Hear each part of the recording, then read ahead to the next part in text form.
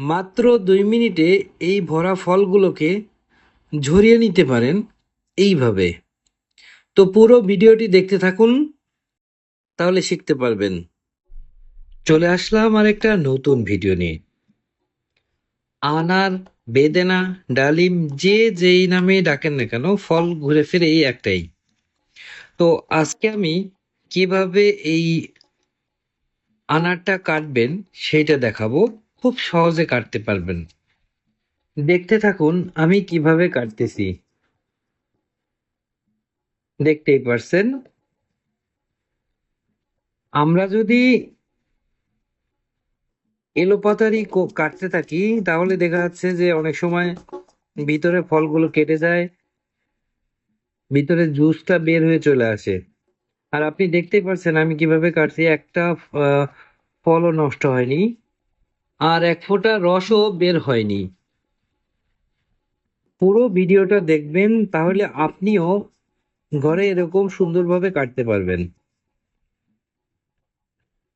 তবে এই সাইডের এগুলো যখন কাটেন তখন আপনার এই বিষয়টা খেয়াল রাখতে হবে যে কিভাবে আপনি কাটতেছেন। অতিরিক্ত প্রেসার দিয়ে কাটার দরকার নাই। উপরে যেই আনারের যে চামড়াটা, জাস্ট চেষ্টা করবেন ওইটা কাটার জন্য।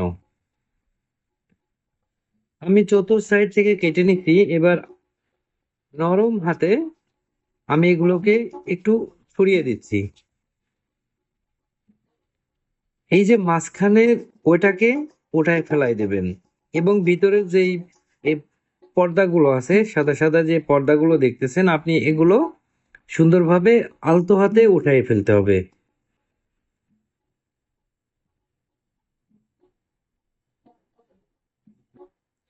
এবার ঘুরাই নেন হাতের উপরে, এবার চামচ দিয়ে বাড়ি মারতে থাকেন। আপনি যত জোরে বাড়ি দেন সমস্যা নাই, হাতের উপরে প্রেসারটা একটু বেশি নেবেন। তাহলে দেখা যাচ্ছে যে আপনার বাড়িটা শুধুমাত্র ফলের গায়ে লাগতে হবে। পুরো আনারের উপরে যে চামড়াটা ওখানে বাড়িটা দিতে হবে। তাহলে ভিতরে যে ফলগুলো থাকবে এগুলো ঝরে ঝরে পড়ে যাবে নিচের দিকে। আমিও প্রথমে ভাবতাম যে কিভাবে এত সহজে মানুষ করে।